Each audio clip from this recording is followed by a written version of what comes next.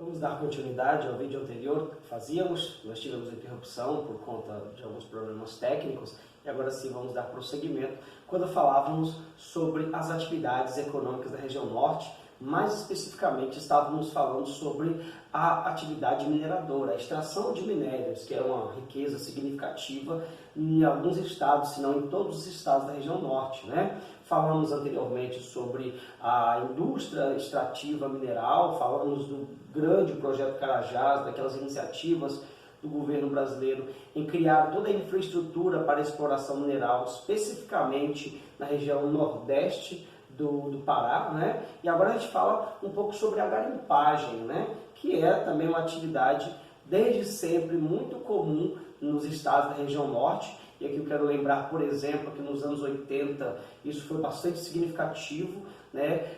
Essa dita região nordeste do Pará, né, onde tem uma grande concentração mineral, foi também palco de uma corrida assim, cinematográfica de pessoas em busca do minério, da pedra preciosa, mais especificamente o ouro, e estamos falando da famosa Serra Pelada, onde durante algumas décadas pessoas se amontoavam para tentar angariar alguma pedra preciosa e assim de repente se enriquecer, né? Mas então a disponibilidade de grandes reservas minerais também deu origem à prática da garimpagem, que, repito, se intensificou a partir da década de 1980, atraindo milhares de pessoas em busca de riquezas. A garimpagem, embora praticada de forma mais rudimentar, artesanal, sem a utilização de técnicas ou equipamentos modernos, enfim, também traz alguns danos, né? Em menor escala, danos ambientais, por que não? Mas em escala maior, danos sociais e econômicos. Haja vista que o que está em jogo aqui, o que esteve em jogo durante muito tempo, foi a qualidade de vida desses garimpeiros que se dirigiam para essas regiões em busca da riqueza, em busca de uma pedra preciosa, enfim. Então essas pessoas, elas acabavam vivendo assim em condições de infraestrutura muito precarizadas, o que fazia com que eles também tivessem cada vez menos qualidade de vida e aquele sonho se frustrasse. Há quem até tivesse alguma sorte, mas enfim, isso era uma exceção, haja vista que o que realmente aconteceu e ainda acontece nessas atividades de garimpagem é mesmo aquele sonho motivado pela esperança de achar alguma coisa, mas no final das contas nem sempre as pessoas conseguem êxito nessa corrida ao ouro ou a qualquer outra pedra preciosa. Mas o fato é que a garimpagem ainda é uma atividade muito comum na região norte do Brasil.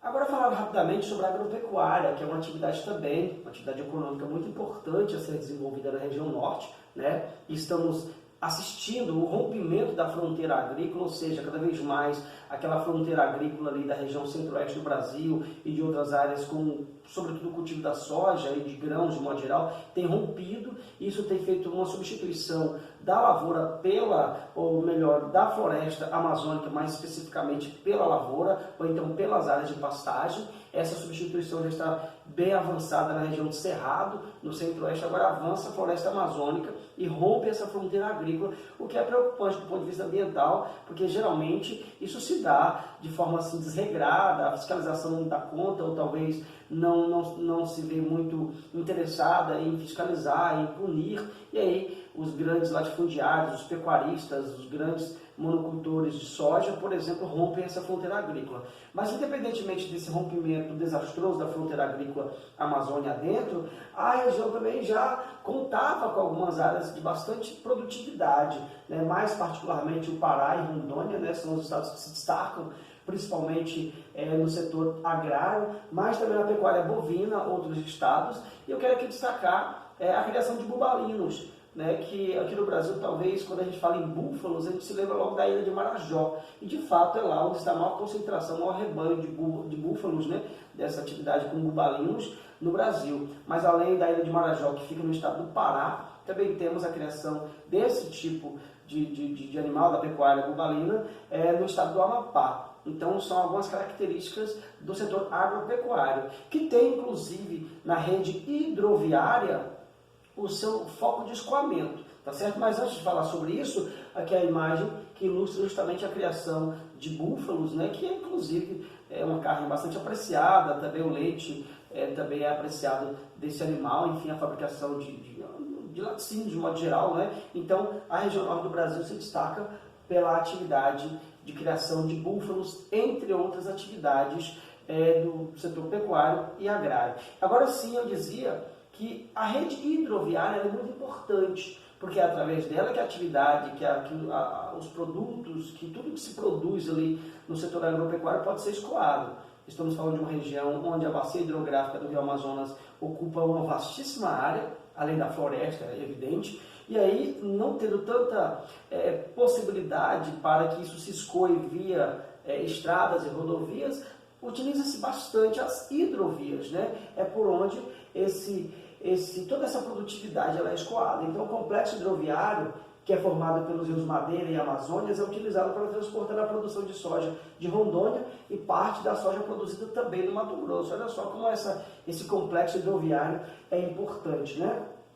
Eles têm toda essa produtividade transportada até Itacoatiara, né? E Itacoatiara, pronto. Os nomes dos municípios amazonenses, por exemplo, são assim bem peculiares, muitos dos quais advindos, né, do Tupi-Guarani, enfim, de algumas nomenclaturas dos indígenas, e isso é bastante interessante porque marca a identidade do lugar. Então, Itacoatiara, este é o porto de onde lá as embarcações são destinadas até a foz do Rio Amazonas, no Oceano Atlântico, para, enfim, depois os grãos, a soja, enfim, tudo que se produzir por ali possa chegar ao mercado externo, né? Então, isso, na verdade, estou dizendo para ilustrar a importância da rede hidroviária, do complexo hidroviário da região norte, para o escoamento de toda essa produção.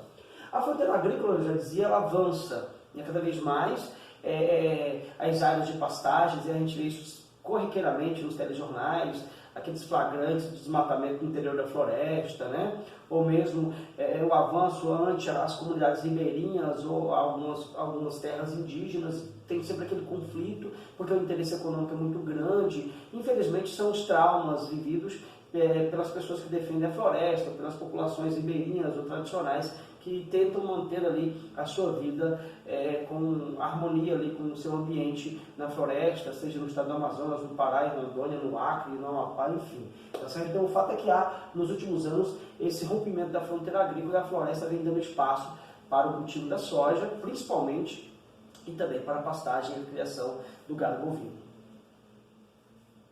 Brevemente falar da indústria, que é uma outra atividade econômica muito importante na região norte. Ela se tornou importante, ela ganhou toda essa imponência e significativa e significação, vamos assim dizer, me perdoe, após a criação da Zona Franca de Manaus, né? Que é esse polo industrial bastante importante lá na capital amazonense, e que tem como característica produzir muitos dos produtos, de bens de consumo que estão no dia a dia, né? Desde eletrodomésticos, aqui no Brasil mais especificamente, desde eletrodomésticos, eletroeletrônicos, né? Até motocicletas e outros gêneros que consumimos no nosso dia a dia, no cotidiano, né? E o que é realmente importante falar da Zona Franca de Manaus, que foi criada lá nos anos 60 pelo governo brasileiro, é que os empresários eles têm muitos incentivos fiscais, ou seja, a redução significativa de impostos no processo de importação de peças, de equipamentos, o que faz com que eles tenham condições de produzir em larga escala para posteriormente distribuir todos esses produtos por aqui ou mesmo exportá-los, né? Então a Zona Franca de Manaus é o polo industrial da região norte, acaba sendo o polo de desenvolvimento econômico também da região norte, porque nós sabemos da importância econômica que tem a indústria, o impacto econômico que a indústria causa em todo e qualquer lugar, em toda e qualquer região. Na região norte, que desde então sempre foi carente de atividades industriais, a partir da criação da Zona Franca de Manaus ganhou-se essa conotação, essa importância e esse significado assim, realmente amplo. Não que não haja, por exemplo, alguma atividade industrial em outros estados, sobretudo nas suas capitais, mas a concentração das atividades industriais de fato se dá na Zona Franca de Manaus.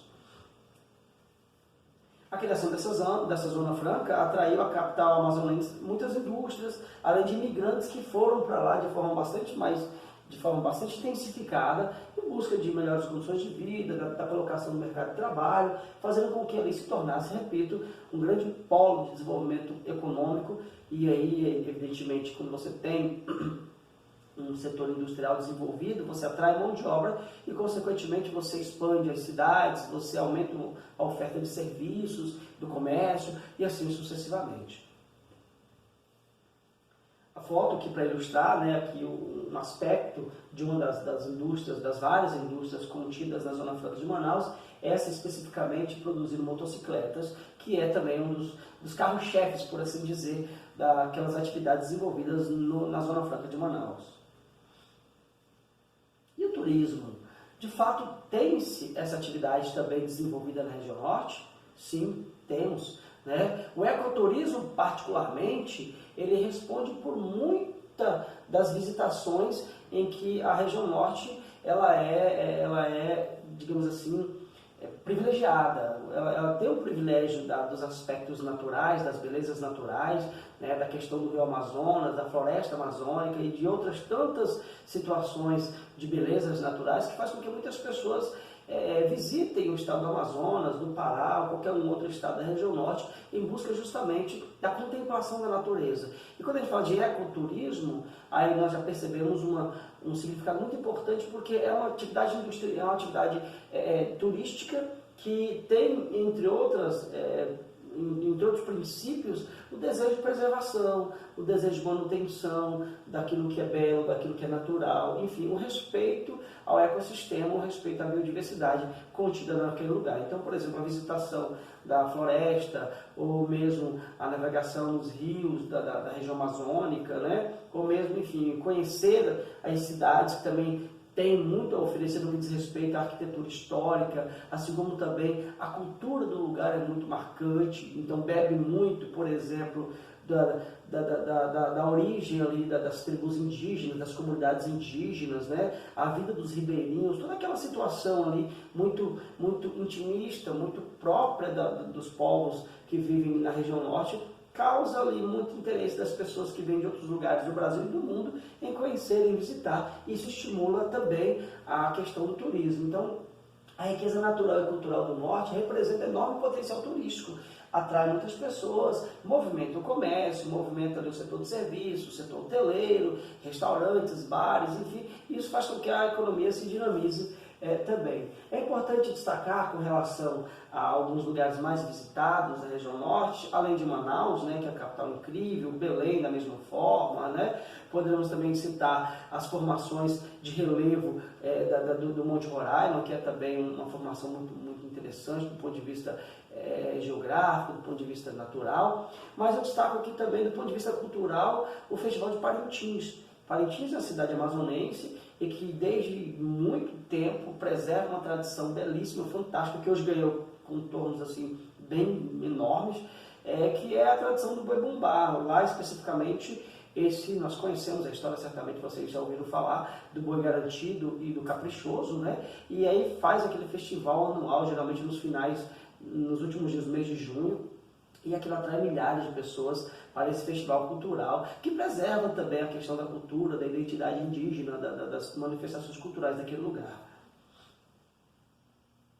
A foto só para ilustrar mesmo, né, que, por exemplo, pessoas praticando ecoturismo no meio da floresta amazônica, que nós temos também um aspecto do Festival de Parintins, que é algo bem, bem marcante, bem legal, bem significativo, e que atrai muitos turistas para a região. E por fim, falarmos da expansão urbana.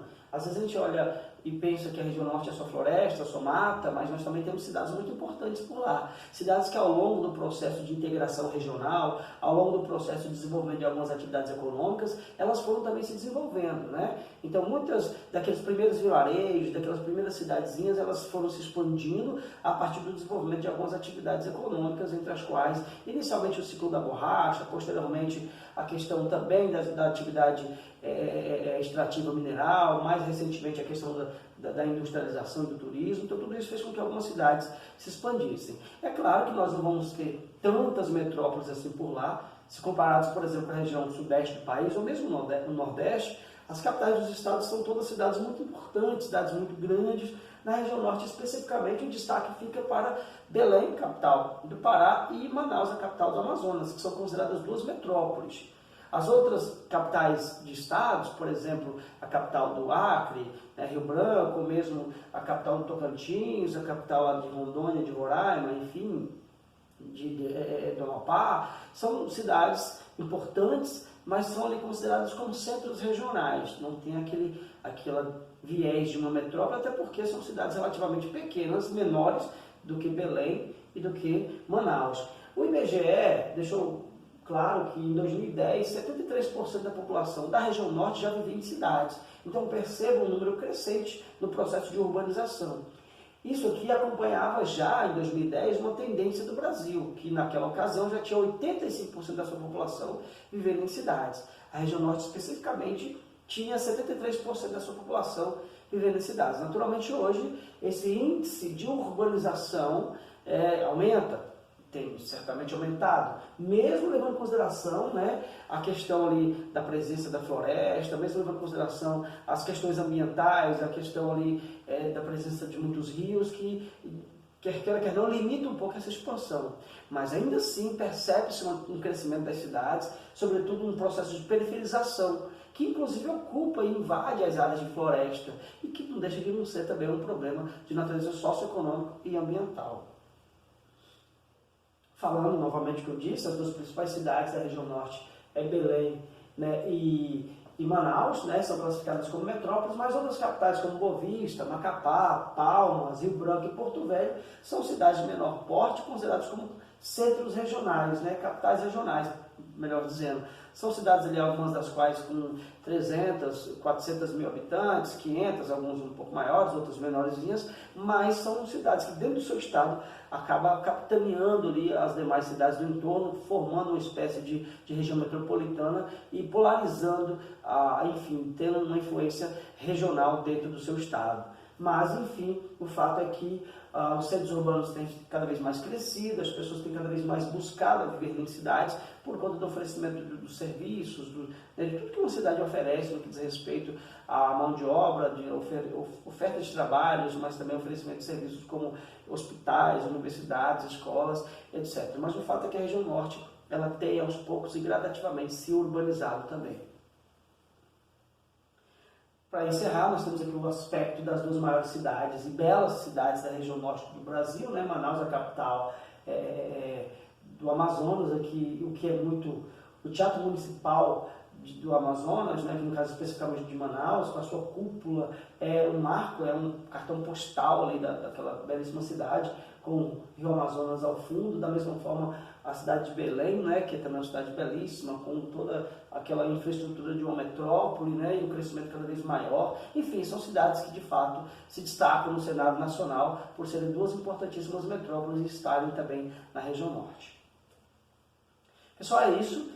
Infelizmente o vídeo ficou interrompido porque tivemos alguns problemas técnicos, mas eu espero que vocês assistam na sequência, até para não perderem aí a linha de raciocínio. Eu agradeço pela compreensão. Está aqui a nossa bibliografia, é um material costumeiramente que utilizamos, o projeto Araribá Plus, a Estuda Moderna. Você que é nosso aluno tem acesso a esse material, tá certo? Eu agradeço aí e espero ter contribuído um pouco nessa discussão sobre a organização do espaço da região norte do Brasil. Naturalmente você vai ter outras fontes para aprofundar esse conhecimento e nós teremos outros canais de comunicação, as nossas lives, as plataformas que utilizamos também para melhorar e assim afinar um pouco mais a discussão sobre a região norte. Um abraço, fique com Deus e até a próxima.